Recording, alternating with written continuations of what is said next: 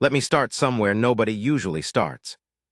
Not with the ships, not with the first contact, not with the politicians giving speeches about unity and galactic cooperation and humanity's rightful place among the stars. Let me start with my mother's kitchen. Lagos, Tuesday morning. She was making egusi soup and the radio was on and some general from the UN was talking, again, about how Earth had to make a decision. Had to pick a side in the Yeth-Sarkin war, had to throw in with one coalition or another, had to stop being the galaxy's biggest bystander and start being a participant. My mother turned the radio off. She did it without saying anything, just reached over, clicked the button, went back to stirring. And when I asked her why, she looked at me with that look. You know the one, the look that mothers give when they've lived long enough to stop being surprised by foolishness. She said, "We didn't come this far to go die in someone else's argument." That was the official position of Earth for 11 years. Not in those exact words. The diplomats used longer sentences and more complicated phrases, but that was the soul of it. Earth had discovered, relatively recently, historically speaking, that the galaxy was full of other civilizations, full of ancient empires and resource wars and complicated political structures that made our own internation conflicts look like neighborhood disagreements. And Earth's collective response, after the initial panic and wonder and adjustment, was essentially what my mother said. We didn't come this far to go die in someone else's argument. The Yeth-Sarkin War had been going for something like 80 years before humans even knew it existed. It was one of those slow-burn resource conflicts, the kind where two civilizations sit across a mineral-rich belt of contested space and spend generations lobbing pressure and proxy skirmishes at each other, never quite committing to full escalation, never quite backing down either. The Yeth were amphibious, six-limbed, brilliant engineers. The Sarkin were crystalline-structured beings who communicated in frequencies we could barely detect without augmented equipment. Both sides had allies. Both sides had their arguments about who the asteroid belt and the deep-core planets rightfully belonged to. Neither side was particularly interested in Earth's opinion. Until they were. Earth had something both sides wanted. Not weapons. At that point we were still considered a minor technological civilization, barely a century out from our first serious space exploration. What Earth had was people. We had 8 billion people and growing. We had a planet that hadn't been depleted. We had manufacturing capacity that, while primitive by galactic standards, was scalable in ways that older, thinner civilizations couldn't match. We had food surplus. We had rare mineral deposits that had gone unexploited because, until recently, we didn't know they were valuable beyond our own markets. And we had something harder to quantify. Something both sides had noticed, but neither fully understood. Humans didn't die easy. Not in the way that mattered strategically. Not physiologically. We were soft-bodied, water-dependent, temperature-sensitive creatures by galactic standards. Plenty of species were physically tougher. But there was something about the way humans responded to pressure that didn't fit the models. The threat response calculations that the Yeth and Sarkin had refined over centuries of conflict. Calculations that predicted how species behaved when cornered, when threatened, when pushed. Those calculations kept producing anomalous results when applied to human data sets. I know this because, years later, I read the Yeth strategic assessment reports that were released after the war ended. They had a whole section on the human anomaly. 12 pages of careful analysis trying to explain why their standard pressure and retreat models didn't apply to us. Why humans, when threatened with overwhelming force, didn't calculate survival odds and adjust behavior accordingly. Why we kept doing things that, by any rational threat response framework, made no strategic sense. The Yeth analysts called it a cognitive malfunction. They were wrong about what it was, but they weren't wrong that it existed. I was 34 when the Sarkin made their first formal approach. I was working out of Nairobi at the time, not military yet. I was a logistics coordinator for the UN's Galactic Liaison Office, basically the people who managed Earth's official communication channels with off-world parties. We handled visit protocols, translation infrastructure, economic negotiation staffing, that kind of thing. Organized, quiet, procedural work. I liked it. I was good at it. The Sarkin envoy came through proper channels, which was unusual. Most off-world contact at that point was still happening through the relay stations orbiting at L4 and L5. You sent a message, waited, received a response, sent another message. Actual physical envoys were rare. The translation problems alone made face-to-face meetings inefficient. The Sarkin communicated in layered harmonic frequencies that required about 40 minutes of calibration before every conversation to make sure our translation arrays were properly tuned. But they sent a physical envoy. 3 of them, actually. Crystalline-formed beings that caught the light in ways that made it hard to look at them directly in certain angles. They moved in a way that I can only describe as folding, like watching origami happen in reverse, limb configurations shifting as they crossed a room. They came to Geneva. They sat or arranged themselves into what passed for a seated configuration across from a full UN Security Council delegation. And they made their pitch. They wanted Earth's manufacturing capacity, specifically. They wanted raw material processing facilities. They wanted food supply contracts for the nutrition-dependent species in their coalition. They wanted logistics personnel. They wanted Earth-built cargo vessels because our hull alloys, apparently, had a vibration-dampening quality that worked particularly well in contested jump corridor travel. In exchange, they offered protection, coalition membership, technology sharing, a seat at the galactic table that Earth had been trying to negotiate its way toward for decades without much success. It was a reasonable offer. By most analyses, it was a good offer, better than Earth had any right to expect given our junior status. The UN said they'd think about it, which was diplomat speak for not yet, but maybe eventually keep talking. The Sarkin were patient. They'd been doing this for centuries. They understood the value of letting negotiations breathe. Then the Yeth made their move. I wasn't in the room when the Yeth ultimatum arrived. I was 3 floors below, processing transit documentation for a commercial delegation from somewhere in the Pleiades cluster. But I heard about it within the hour, because when something like that happens, information travels fast inside the building regardless of what the official communication protocols say. The Yeth didn't send an envoy. They sent a message, tight beam transmission to our primary relay station, and it was brief. I can quote it from memory because every person who worked in that building at that time memorized it eventually. It was that kind of message. Earth civilization is hereby notified that continued material support for Sarkin coalition activities, including but not limited to commercial transit facilitation and communications relay, constitutes formal participation in hostilities against the Yeth Consolidated Authority. Earth is given 30 standard days to cease all such activities and declare official neutrality. Failure to comply will result in a demonstration of Yeth military capability in Earth's orbital space as a persuasion measure. We wish Earth no harm and look forward to productive future relations following compliance. That's what it said. A demonstration of Yeth military capability in Earth's orbital space. As a persuasion measure. Now I need you to understand the state of Earth's military infrastructure at that point in time, because it's important context. We had the Earth Orbital Defense Initiative, EODI, which had been established about 12 years earlier as a response to the general acknowledgement that, yes, there were other civilizations out there, and yes, some of them had conflict-oriented histories, and yes, we should probably have some kind of defensive capability beyond hoping everyone was friendly. EODI was functional. We had orbital platforms. We had intercept systems. We had a small fleet of actual warships, maybe 40 vessels, built in collaboration with some allied minor civilizations who'd shared basic technology with us. By galactic standards, 40 ships and some orbital platforms was not a military force. It was a gesture. The Yeth had an active fleet that numbered in the thousands. Their weapons technology was generations ahead of anything we'd been able to develop or acquire. Objectively speaking, the Yeth threat assessment was accurate. If they chose to demonstrate military capability in Earth's orbital space, we couldn't stop them, not with what we had. The question was what Earth would do about it. And this is where it gets complicated, because Earth's response wasn't straightforward, it wasn't unified. We were not then, we're not now a species that moves in one direction at one time. We argue, we fight with each other. We have 100 different governments, and 1,000 different perspectives, and no central authority capable of making a decision that everyone accepts without extended debate. What happened in those 30 days was, I don't have a clean way to describe it.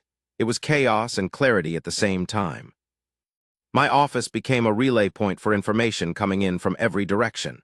The Sarkin were suddenly very interested in talking. They recognized that the Yeth ultimatum changed Earth's negotiating position, and they wanted to get ahead of whatever decision we were making. They sent new proposals, better terms, more technology, more protection guarantees. Meanwhile, every major Earth government was having internal debates that leaked into public discourse in fragments and contradictions. Some voices said comply, back off the commercial activities the Yeth had flagged, declare neutrality, avoid the confrontation. The Yeth weren't asking us to do anything catastrophic. We could survive compliance. Other voices said hold. Said that caving to the first ultimatum set a precedent that would make us permanently vulnerable to pressure from any spacefaring civilization that wanted something from us. Said that compliance wasn't survival, it was just slower surrender. And there was a third conversation happening, quieter than the other two, in military and strategic circles that were starting to do calculations the public wasn't seeing yet.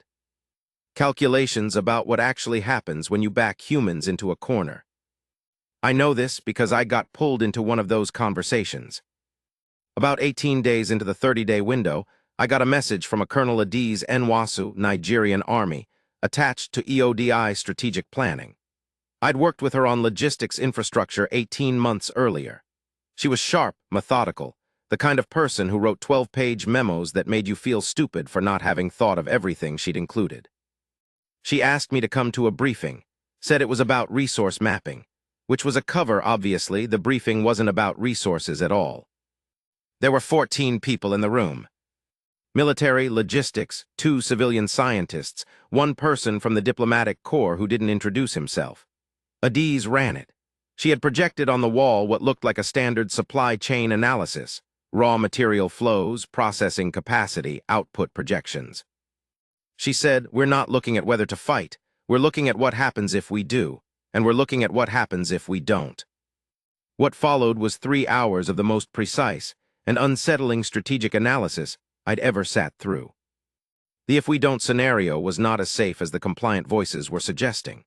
Adiz walked through the cascading logic, comply with the Yeth ultimatum, and the message sent to every other galactic power is that Earth can be moved by military threat.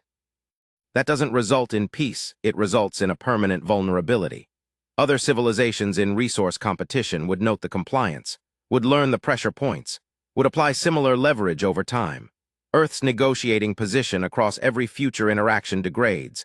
We become, in galactic political terms, a subject species, technically independent, actually not. The if we do scenario was more complicated. Earth's 40 ships couldn't stop a Yeth demonstration. That was a given. What Earth could potentially do, Adiz argued, was make the cost of that demonstration, and any subsequent escalation, high enough that it changed the Yeth calculation about whether pressing the advantage made strategic sense. Not by winning a direct engagement, by making it expensive. By making it weird. That was the word she actually used. Weird. She had data projections from the human anomaly studies. She'd gotten access to some of the Yeth's own assessments, obtained through intelligence channels she didn't specify. And her read of those assessments was that the Yeth's models for how Earth would respond to pressure were based on standard galactic species behavior frameworks that simply did not account for what humans actually did. She said, they don't know what they're threatening. They've built a model of us that assumes we'll behave rationally in the sense they define rational, and we will surprise them, not because we're superior, because we're different in ways they haven't finished cataloging. I asked her what she meant. She pulled up a historical data summary, not space history, Earth history, centuries of it. Conflict after conflict, siege after siege, moment after moment where conventional military logic said one outcome was inevitable and humans produced a different one. Not always, not even usually, but enough times and in enough surprising configurations that the pattern was statistically notable. Humans didn't fight the way other species fought. Humans improvised. Adapted, found angles that weren't in the manual because there was no manual. We'd been making it up as we went for as long as we'd been fighting at all. And when pressed into situations that should have produced surrender, we had a documented tendency to do something that Adiz's data called creative desperation. They're going to demonstrate in our orbital space, she said, and then they're going to wait for us to comply. And what I'm recommending is that we use the 30-day window not to deliberate about whether to comply, but to prepare for what we're going to do after the demonstration. Because the demonstration is coming regardless. The question is what we do next. She wasn't recommending a declaration of war. She was recommending that Earth stop playing by other species' rules for what an inferior civilization does when threatened. I went home that night, and I sat on my balcony for a long time. Lagos was loud, the way it always was, music from somewhere down the street, traffic, someone arguing on a phone 2 floors below me, the smell of rain coming in off the ocean even though it wasn't raining yet. Just that smell. That pre-rain smell that tells you something is about to shift. I thought about my mother's kitchen, the radio, the egusi soup. We didn't come this far to go die in someone else's argument. But here's the thing, and this is something I didn't have words for that night, something I only developed language for years later when I'd been through everything I went through. The argument had stopped being someone else's. The moment the Yeth sent that transmission, the moment they pointed at our planet and said demonstrate military capability as a persuasion measure, the moment they chose Earth as the object lesson they were going to use to make the Sarkin worry about the cost of alliance, the moment they did that, they made it our argument. You don't get to pick the wrong planet and then be surprised when the planet picks back. The demonstration happened on day 27 of the 30-day window. 7 Yeth vessels. They didn't come close. They held position at about 400,000 kilometers out, which is relatively distant in orbital terms, well beyond our defensive perimeter. And they did what they said they'd do. They demonstrated. 3 of their ships fired in sequence at an uninhabited region of space between Earth's moon and our L2 point. The weapons were, I'm not a physicist, I can't give you the technical description, but what we observed from the ground and from our orbital platforms was a sequential chain of energy releases that each individually would have obliterated anything in a several 100-kilometer radius. 6 discharges, measured, controlled, calibrated to be visible from Earth's surface with minimal equipment. They were showing us what they had. They were giving us the picture, so we understood what compliance versus resistance actually meant. I watched it from the rooftop of our office building in Nairobi. Half the city was on rooftops. There were no words, just people standing in the dark, watching the silent light flashes happen in the distance, far enough that there was no sound, no shockwave, nothing except the visual. Like watching someone light a match 60 feet away. You can see it. You can see what it does to the air around it. You can extrapolate. Nobody panicked. That surprised me, actually, in retrospect. I expected panic. What I got was quiet, a particular kind of quiet. The kind that isn't absence of emotion. The kind that's the moment before something crystallizes. Someone behind me I never saw who said quietly, "Well, now we know." And someone else just as quietly, "Yeah, now they know too." I didn't understand the second response until later. Earth's official reply to the Yeth went out on day 29. It was diplomatic in tone, measured language, carefully structured. It acknowledged the demonstration. It expressed that Earth had received the Yeth message clearly and understood the military capabilities being referenced. And then it said that Earth would not be altering its commercial relationships or declaring the specific neutrality the Yeth had outlined. That was it, no counter-threat, no declaration of war, no dramatic language, just no. The reply was 3 paragraphs long and the most consequential document in Earth's modern history. I know the woman who drafted the key language. Retired diplomat, Ghanaian, brilliant, the kind of person who could fit a world of meaning into careful phrasing without you quite knowing how she did it. She told me later that the hardest part wasn't the decision. The decision had already been made in the rooms where it mattered. The hardest part was finding language that said no clearly enough to be understood without sounding like provocation. Because the goal wasn't to anger the Yeth. The goal was to be honest with them. She said, I wanted them to understand exactly what they'd done, not threaten them, just inform them. This is the situation you have created. This is where we are now. We see each other clearly. The Yeth received the reply. Their response took 9 hours. When it came, it was brief. Tighter than their first transmission. The language had a different quality. I'd been in enough diplomatic contexts by then to read tone even across translation, and what I read in that message was something I'd call recalibration. They'd expected compliance. The non-compliance had registered. They were adjusting their model. They said Earth had 48 hours to reverse the decision before further measures were implemented. Earth's response was transmitted within the hour. 3 words in 32 different galactic standard languages, so there would be no ambiguity across any translation matrix. We understand you. That's where part 1 ends in most tellings of this story. That's the moment the speeches always build to, the defiant 3 words, the small planet standing firm, the dramatic music if you're doing a documentary version. It makes a good ending. But the story doesn't end there. It doesn't even really begin there. The 48 hours that followed those are part 2, and they're the part that actually mattered. The part where Earth stopped being a bystander not because we chose to philosophically, but because something happened that moved us past every calculation, past every diplomatic calculation, past every question of strategy and leverage and galactic positioning. Something personal. Something that I watched with my own eyes, from a position I never asked for and never forgot. I'm going to tell you what happened. But first I want to tell you something about my team, because they're part of this and they deserve to be in the record. Adiz Nwasu had put together what she called a Rapid Assessment and Response Coordination Unit, a RARCU, which is a terrible acronym. We all agreed on that. It was 18 people.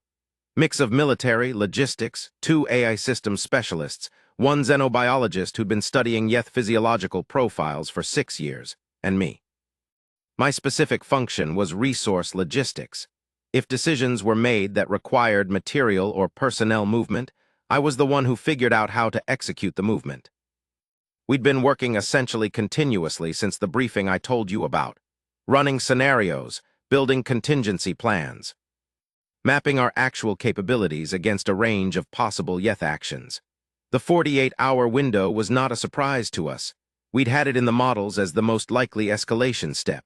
What we were less certain about was what form further measures would take.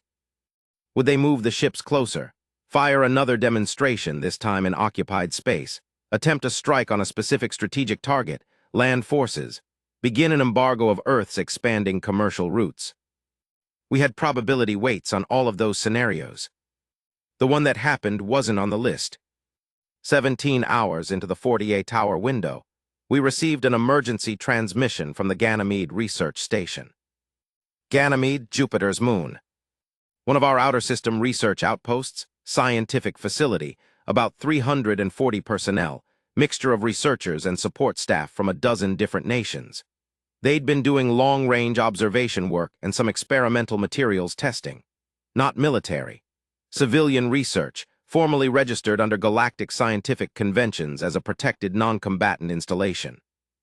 The transmission was from the station director, a Dr. Parasa Zarabi, Iranian astrophysicist, been at Ganymede for 4 years, brilliant woman. I'd processed supply shipments to her station. I knew her name from paperwork. The message was short. It said, Yeth vessels have entered Jovian system, 3 ships. They are holding position at 17,000 kilometers from this station. They are broadcasting a planetary frequency transmission, repeating loop. We're translating now. It appears to be directed at Earth. They are using us. They are positioning 340 human beings as the next demonstration point. Please advise. The room got quiet in a way I hadn't felt before, and I'd been in a lot of quiet rooms in the previous 2 weeks.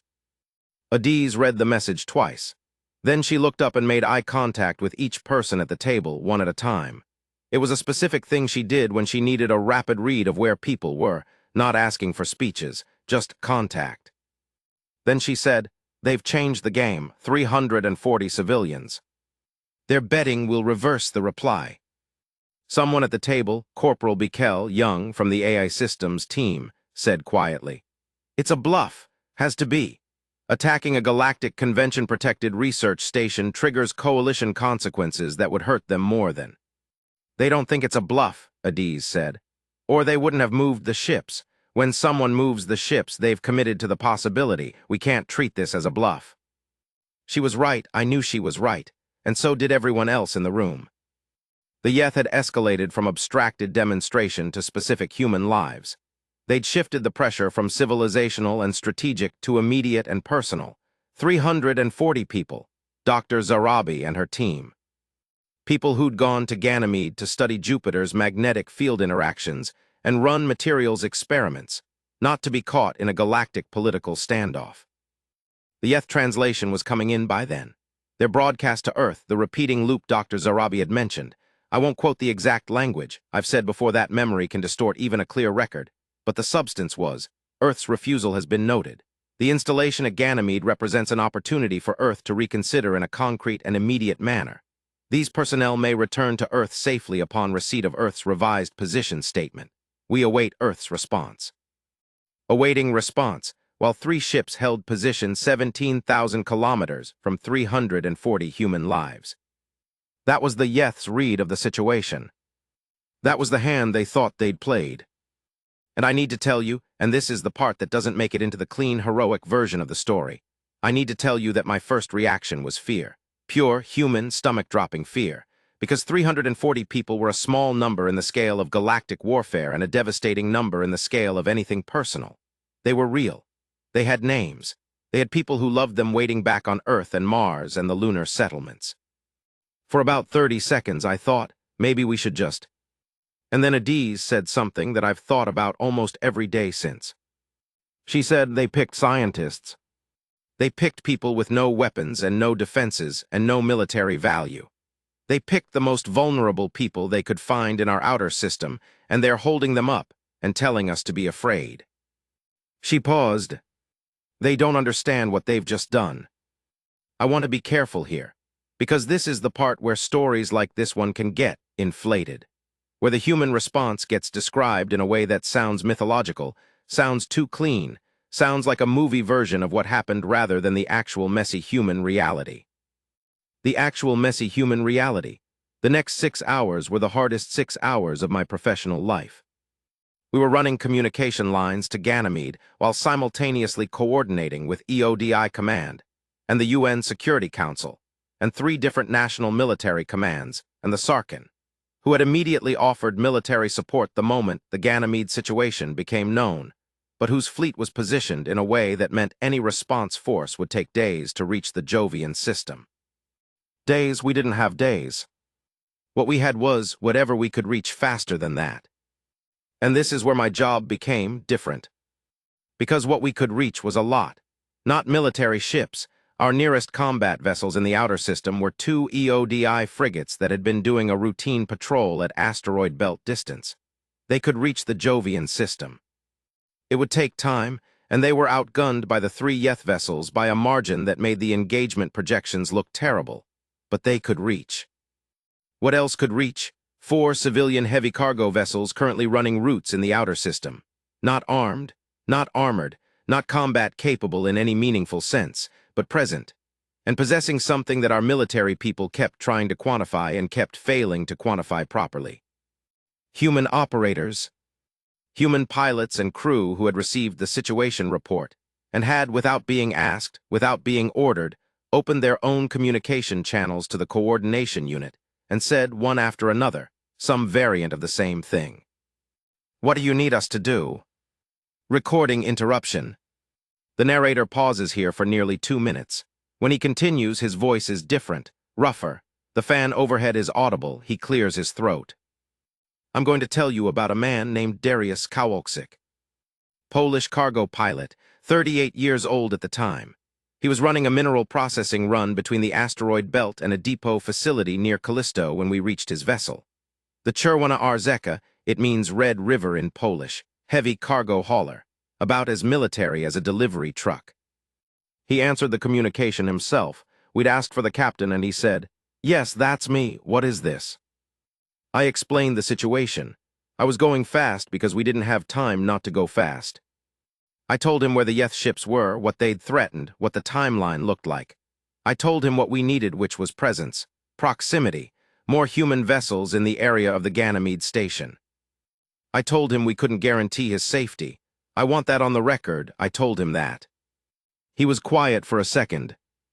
Then he said, "My fastest routing to Ganymede intercept position from my current coordinates. Give me 7 minutes to calculate." 7 minutes later, he came back with a routing plan that got him within viable communication range of the Ganymede station 9 hours before any military vessel. Not combat capability, not weapons, just presence. a human being steering a cargo ship into the space between 3 armed alien vessels and 340 unarmed researchers. I asked him, "Kowalczyk, are you sure about this?" He said, "My daughter is 7.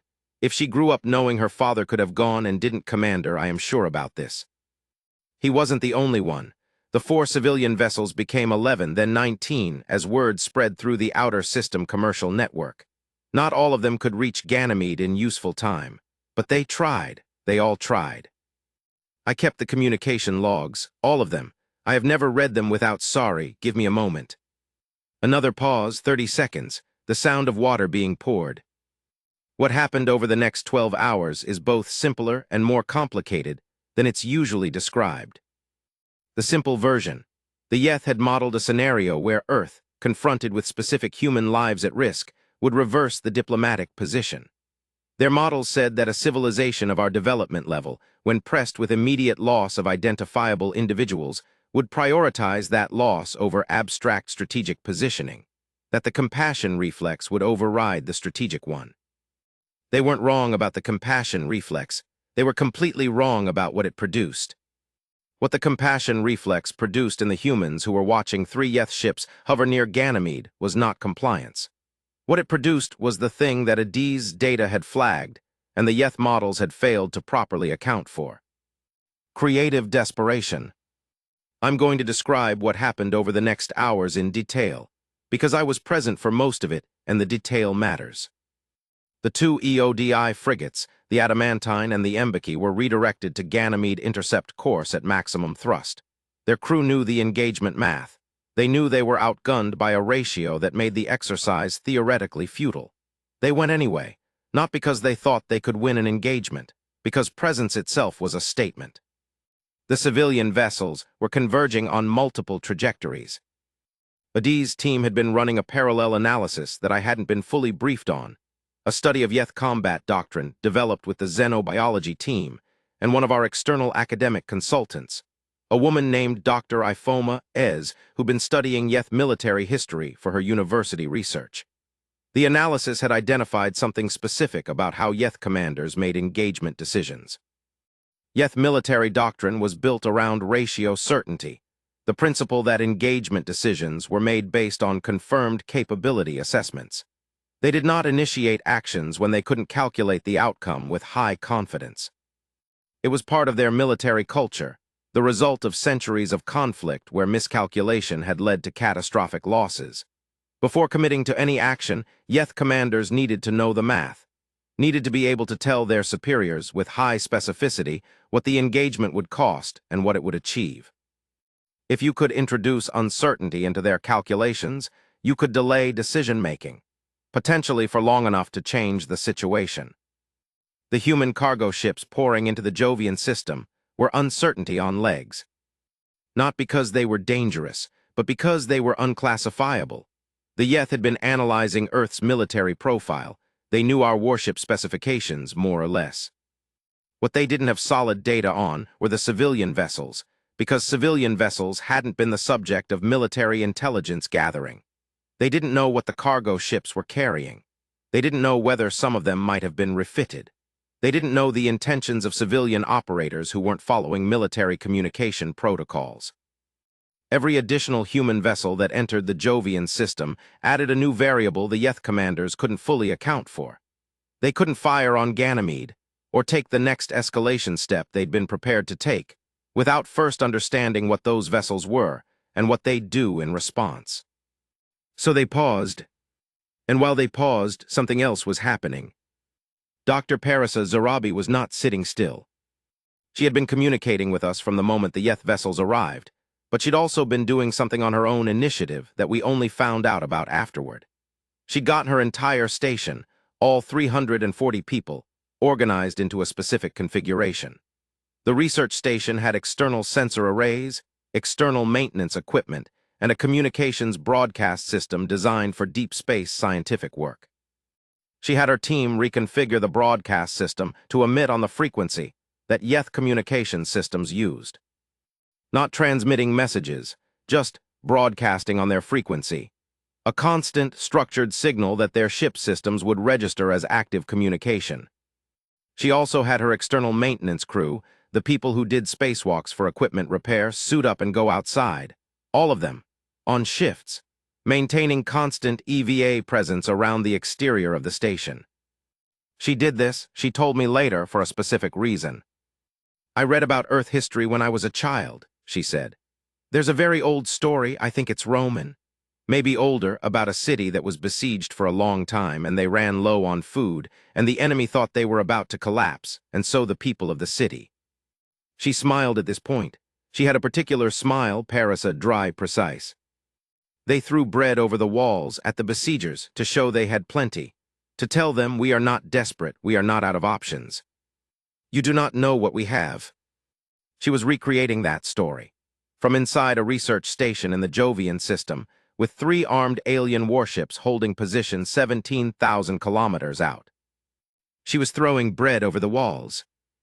15 hours into the standoff, the situation had changed in ways that the Yeth hadn't anticipated when they'd moved those ships. They had 3 warships at Ganymede, outside their operational perimeter, not close enough to their support structure for sustained engagement. 19 human vessels of various classifications, 2 military, 17 civilian, were now present or incoming in the Jovian system. The Yeth couldn't classify 14 of those vessels' capabilities with the confidence their doctrine required for action. The Ganymede station was emitting active communications signals on Yeth frequencies and maintaining a continuous EVA presence that their sensors registered as external technical activity, and they couldn't determine what that activity was. Their window for a clean, low-cost demonstration was closing. Every hour they didn't act, the situation got more complicated.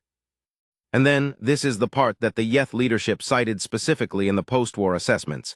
I'm not extrapolating this. It's in the documents. Darius Kowalczyk's Cherwana Arzeka reached intercept position. He positioned himself between the Yeth ships and the Ganymede station. Not firing, not transmitting threats.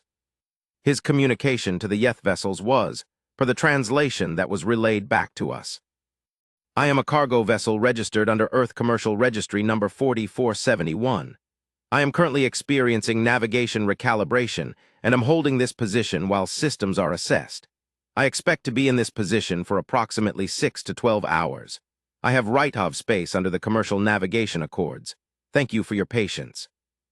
A Polish cargo pilot in a mineral hauler, holding position between 3 alien warships and a science station, explaining that he was experiencing navigation recalibration. The Yeth sent him a displacement order. He acknowledged receipt. He said his navigation systems were still being assessed, and he looked forward to being able to comply once the issue was resolved. They sent a second displacement order. He acknowledged that one too, said they were making progress on the recalibration, estimated 2 more hours. He was there for 9 hours. 9 hours of navigation recalibration. The narrator makes a sound that might be a laugh, or might not be. It's difficult to determine from the recording. By the time the Adamantine and the Embeki reached weapons range, the Yeth had already begun their withdrawal calculation. Not because they were afraid of 2 Earth frigates. By any objective measure, the engagement math still favored them enormously. But the situation had become strange. And in Yeth military doctrine, as Adie's team had identified, strangeness was a significant variable. They hadn't achieved the clean, calculable demonstration they'd moved those ships to achieve. The scenario had filled with unpredictable elements, human variables they couldn't classify, a research station that was behaving in ways their behavioral models said a threatened civilian installation should not behave, a cargo ship that had apparently been experiencing navigation recalibration for 9 hours directly in their field of fire, 2 incoming frigates that were outgunned, but coming anyway. None of this fit the model. Their model had assumed Earth would comply, or would present a conventional resistance response that fit within known parameters. What they were seeing was neither of those things. It was something they didn't have a name for. Something that their 12 pages of human anomaly analysis had flagged, but hadn't been able to resolve into predictable behavior outputs. The Yeth ships began withdrawal at hour 17 of the standoff. They didn't announce it, they didn't send a message, they just started moving. Slow at first, then faster, back out through the Jovian system, away from Ganymede. We watched it on the tracking systems in real time. The room was quiet in that way again, that particular quality of quiet that isn't absence of emotion. Adiz said, "They're going to need to explain this to their leadership. We need to give them something to work with." She drafted a communication to the Yeth vessels in transit. Not triumphant, not aggressive, not gloating in any way. 3 sentences, formal, diplomatic. Earth takes note of the repositioning of Yeth vessels from the Jovian system. Earth remains open to resumed formal communication through established channels. Earth hopes for productive future relations. Almost exactly the language the Yeth had used in their original ultimatum. The mirror was intentional.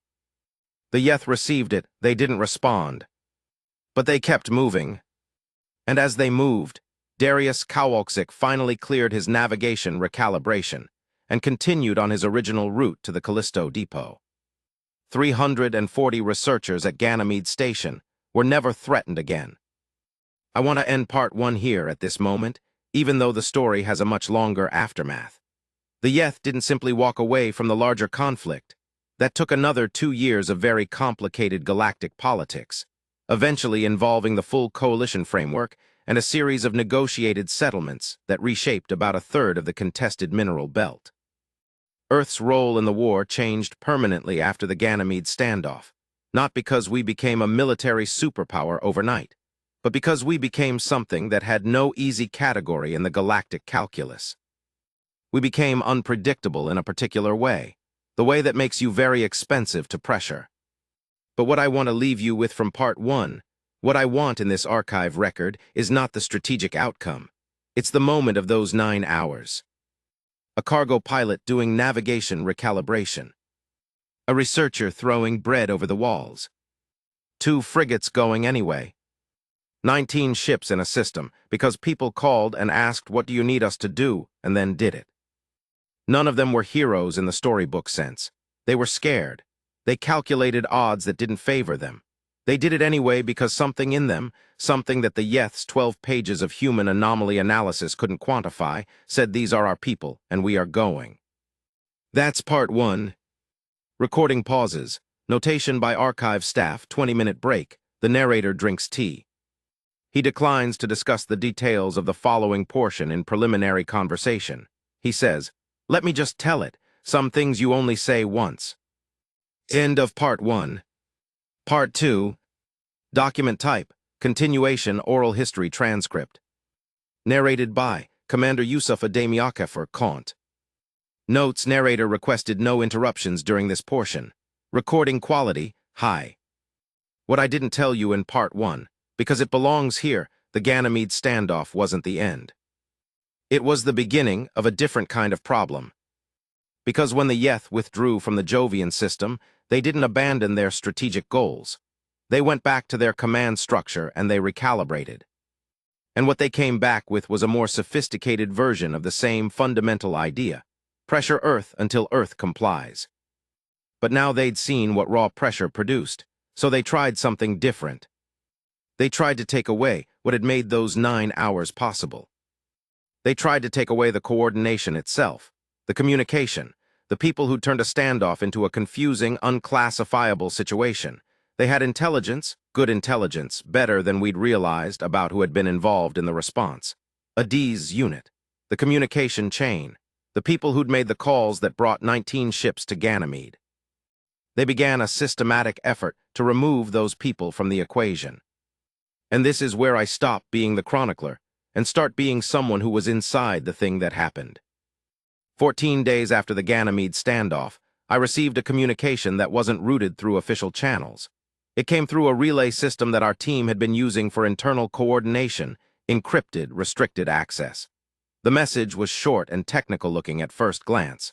Coordinates and timing data, structured like a supply chain logistics report. I had a very specific training for this type of thing, and I'm glad I did, because the trigger buried in the data pattern would have been easy to miss. It was a tracking marker. Someone had embedded a position reporting system in the message itself. Every time the file was accessed, it would silently report the access location back to an external address. Someone was trying to locate me, not through official channels, not through any galactic registry our liaison office would have processed. Someone had reached into our internal network and was looking for me specifically. I reported it to Adiz immediately. She didn't look surprised. She showed me 3 other reports from the previous 4 days, team members who'd identified similar tracking attempts. Different technical approaches, same goal, someone mapping the specific humans who had coordinated the Ganymede response. "They're building a targeting list," she said. I asked her who they were, because at that point I wasn't certain. The Yeth were the obvious answer. But there were other players in the galactic political environment who had reasons to want Earth's response capability disrupted. She said, "Does it matter? The action is the same regardless." What the action was, we moved. Not the whole unit, we couldn't disrupt ongoing coordination work that way. But the people most exposed, the people whose roles in the Ganymede response were most visible to external analysis, we changed their operating locations, changed communication protocols, distributed the coordination function across a larger network so that removing any single person or small group wouldn't degrade the overall capability. This is not dramatic. It's not the kind of thing that makes for a good story sequence. It's just work, careful, methodical work, the kind of thing that keeps people alive and functional without ever making the highlight reel. But it matters that it happened, because what we were doing, without necessarily framing it in those terms at the time, was adapting, responding to the new shape of the threat. This is a thing I've come to think is one of the most genuine expressions of what humans actually do when threatened. We don't just resist, we learn the shape of the resistance and adjust accordingly. The Yeth had moved from external demonstration to targeted intelligence operations. We adjusted to targeted intelligence operations. It wasn't comfortable. It was sometimes genuinely frightening, but we adjusted. I need to tell you about Corporal Bikel at this point, because he becomes important. Bikel Tatus, corporal at the time, ultimately he was promoted 3 times before the war ended.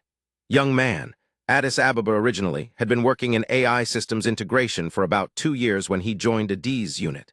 He was the one who'd said in that first briefing that the Ganymede threat might be a bluff. He was wrong about that. But the thing about Bikel was that being wrong once made him more precise, not less confident. He took that error and folded it into his analysis framework and got sharper. He was the person who broke the targeting pattern. Over about 10 days, he analyzed the 3 tracking attempts we'd identified and cross-referenced them with a broader sweep of anomalous communication traffic in our network environment. He found 11 more. Some were subtle, embedded in commercial data flows, structured as routine system pings that would have read as background noise to any standard security sweep.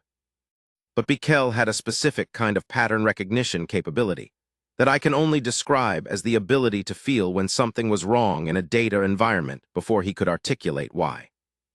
He called it his headache sense.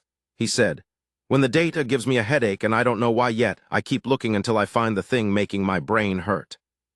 He found the thing. 11 additional tracking attempts, and behind them, through a chain of relay addresses that he spent 40 hours unpicking, a communications infrastructure that was not Yeth in origin. It was Sarkin, our alleged allies, the coalition that had made Earth the better terms offer, that had offered protection and technology and a seat at the galactic table. The Sarkin were running parallel intelligence operations against the same Earth coordination personnel that the Yeth were targeting. I've had 20 years since that moment to process what it meant, and I still find it specifically clarifying in a way that not many revelations are. We weren't naive exactly. We understood intellectually that in a multi-party galactic conflict, every party had self-interest that wasn't perfectly aligned with our own. The Sarkin wanted Earth's manufacturing and logistics capacity. They wanted us involved in the conflict on their side. What they did not want was for Earth to develop an independent response capability, a coordination infrastructure that made decisions based on our own analysis rather than theirs. If Earth could manage a standoff like Ganymede through our own coordination, that suggested we might manage other situations through our own coordination. That suggested we had independent capability that we might use independently. From the Sarkin perspective, from any galactic great power perspective, an independent, capable Earth was a more complex problem than a dependent, grateful Earth. They weren't trying to eliminate us. They were trying to understand us well enough to manage us. The tracking operations were intelligence gathering. Same goal as the YETH, build a map of Earth's decision-making infrastructure so you can predict, influence, or if necessary, disrupt it. Adiz heard the briefing from Bikel and sat with it for about 45 seconds. I timed it. I don't know why, and then said, "So they both want to know where the wires are." "Yes," Bikel said. "Good," she said. "That means they're still trying to solve the problem analytically. Which means we're still surprising them." She was quiet for a moment. "Let's give them something to analyze." What followed was a period of roughly 3 weeks that I am not going to describe in precise operational detail, because some of it remains classified under the ongoing galactic security framework, and some of it I wasn't fully briefed on in real time. What I can describe is the shape of it, and my experience of being inside it. Adiz's instinct was to use the targeting attempts as information channels, to allow certain trackable elements to remain visible, carrying carefully shaped data that would feed both intelligence operations, a version of Earth's coordination picture that was real enough to be convincing and structured in a way that complicated their models rather than clarifying them. This is a very old intelligence technique. It is not sophisticated in concept. The execution in a multi-party galactic context with 3 different technology frameworks in play was extremely sophisticated in practice. Bikel led it with 3 colleagues. They worked in a communications isolated subunit for most of those 3 weeks, and the strain showed on all of them by the end. Bikel lost a lot of weight. He stopped making the dry jokes that were normally his characteristic mode. He slept badly. He told me later that the hardest part was maintaining consistency, building a false picture that would hold up not just against the initial analysis, but against reanalysis, cross-referencing, and the kind of sustained intelligent scrutiny that both YETH and Sarkin intelligence services were capable of applying. "Lying to smart people is hard," he said. "You have to think like them while also not thinking like them, because if you construct the lie in your own framework, it won't match their assumptions. You have to get inside how they model things and lie in their language." He paused.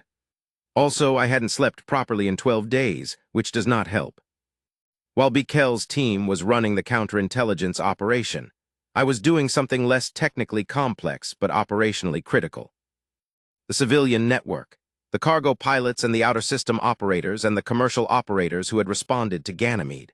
We'd established informal communication protocols with them in the aftermath, not official military network integration, because most of them weren't military and we didn't have legal framework for that kind of integration anyway.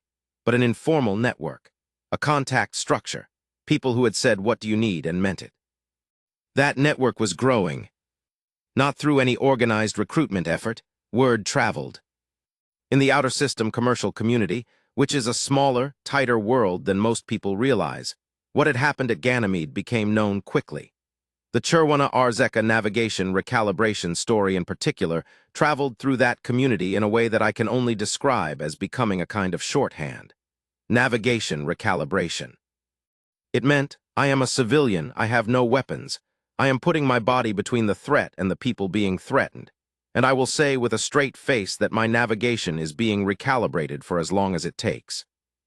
Other pilots started using the phrase among themselves, not as code exactly, more as a mutual acknowledgement, a way of identifying people who had the same instinct when it came down to the moment. I was cataloging that network, building a resource map, who was where, what they were carrying, what their routing flexibility looked like. If a situation like Ganymede came again, and we had significant reason to believe it might, how quickly could we get how many human vessels to any given outer system location? It was logistics work. It was my job. But it felt different from the supply chain coordination I'd been doing before. It felt like building something that had never existed quite in this form.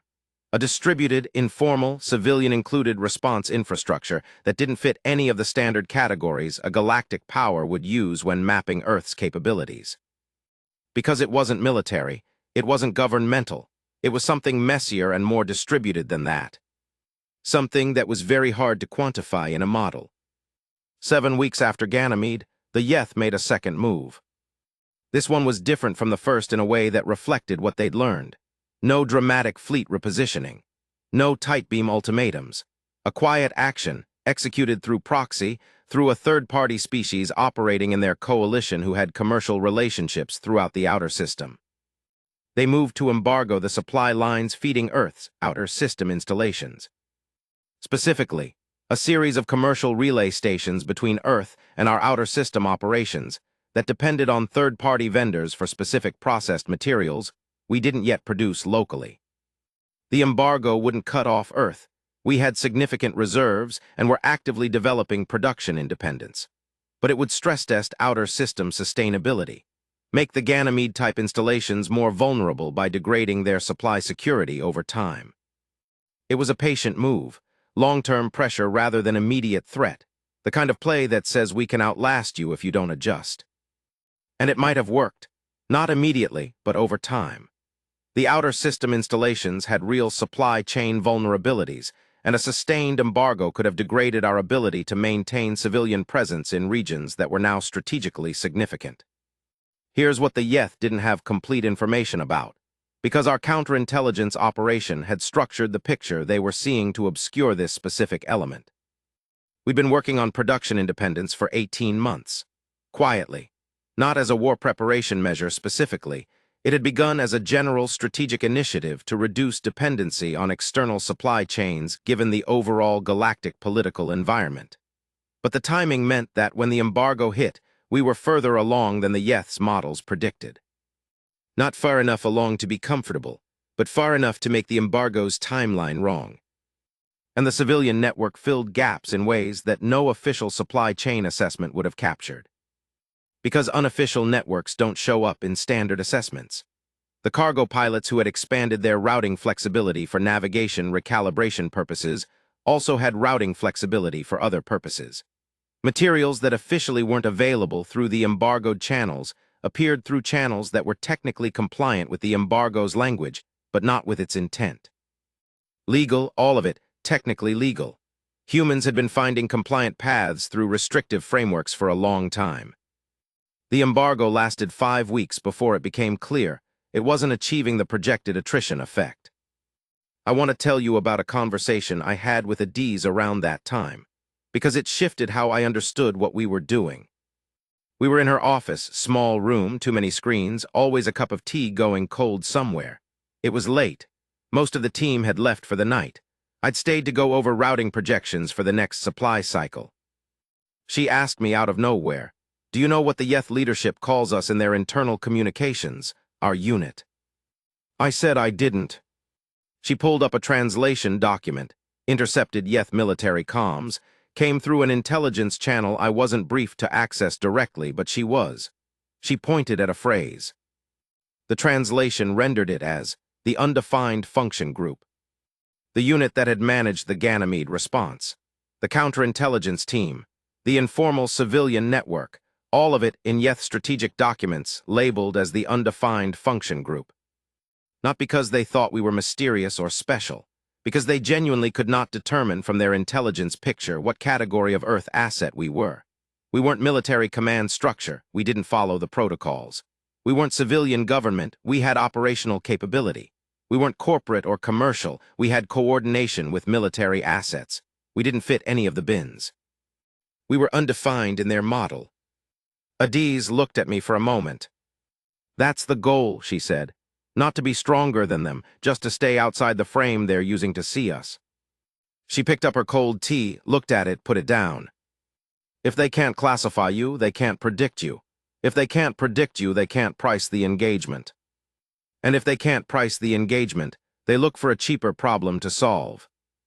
That was the theory, and sitting there in her small office at midnight, I thought, this is not a complicated idea. This is a very old idea. This is something humans have been doing in every conflict we've ever had. Make yourself hard to read. Make yourself unpredictable, not to win through superior force. To win by being more expensive than whatever the other side thought they were going to pay. We'd been doing it with sticks and stones once. Now we were doing it with cargo ships and counterintelligence operations and navigation recalibration in the Jovian system. The specific tools changed. The fundamental approach was the same. The third Yeth action was the one that forced the formal declaration. I know there's debate about whether Earth should have formalized earlier. There are strategic arguments for it. A formal declaration would have triggered coalition mechanisms that could have brought additional allied resources to bear earlier. There are arguments against. Formalization changes the nature of what you are in the conflict, brings obligations and structures that can limit flexibility. Adiz was consistently in favor of delaying formalization for as long as strategically possible, specifically because the undefined function group status was an asset. Once we entered the formal coalition structure, we became classifiable. We became predictable in ways that formal coalition members always are. We lost the operational freedom that came from not being in the box. But the third action changed the equation. It wasn't a demonstration, it wasn't an embargo, it wasn't intelligence operations. The Yeth moved forces to intercept a formal Earth diplomatic mission. A shuttle carrying Earth's ambassador to a neutral system conference. Standard diplomatic transit. The ambassador, 2 aide staff, 4 security personnel, a pilot. 7 people in a formally registered diplomatic vessel displaying all required identification markers under galactic convention. The Yeth vessel that intercepted them wasn't firing. It was blocking, holding position directly in the shuttle's flight path, requiring the ambassador to stop, to wait, to acknowledge Yeth authority over the passage. It wasn't a physical attack, it was a jurisdiction claim. The Yeth were saying, in this region of space, you don't move without our permission. And the ambassador, this is the thing, this is the moment. The ambassador's name was Li Meiying. 62 years old, 40 years in diplomatic service. She had navigated some of the most complicated human political situations on Earth and some of the most complicated interspecies negotiations in the early galactic contact period. She was small in frame and had a voice that could cut glass when she wanted it to. She had her pilot hold their position, and she transmitted directly to the Yeth vessel. Not to the crew, to the vessel's command system. She requested, through the formal diplomatic communication protocol, to speak directly with the Yeth commander. She got through, which itself was notable. The protocol wasn't designed to be accepted in that kind of situation, but she formatted the request in a technical manner that the Yeth communication system had to process, and the processing time bought her the connection.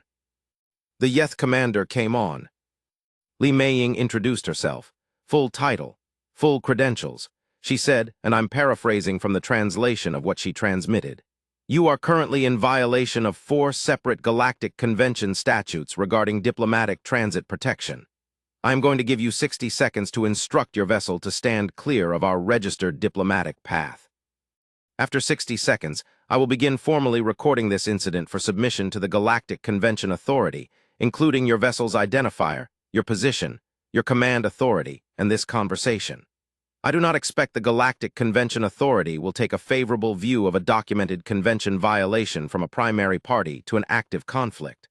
I believe your leadership will also not take a favorable view. You have 60 seconds. And then she was quiet. She let the 60 seconds run.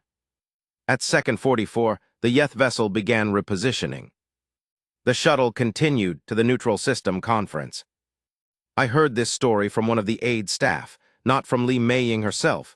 She never narrated it directly that I know of, at least not to me. But what struck me when I heard it was the 60 seconds. She didn't argue, didn't debate, didn't threaten beyond the simple factual statement of what she intended to do. She stated the situation, she gave the timeline, and then she let it run. That's the thing about pressure in a conflict. It doesn't only flow in one direction, it flows wherever you aim it. Li Meiying didn't have weapons on that shuttle. She had the Galactic Convention Authority and 60 seconds and the absolute willingness to use both. And it worked. But it also made formalization inevitable, because once a senior diplomat was publicly blocked in diplomatic transit, once that was on record, once it had happened visibly enough that galactic political actors throughout the conflict zone were aware of it, Earth could not remain formally undefined. The political pressure to declare came from multiple directions simultaneously. Adiz knew it when she heard about the shuttle incident. "We had a good run," she said,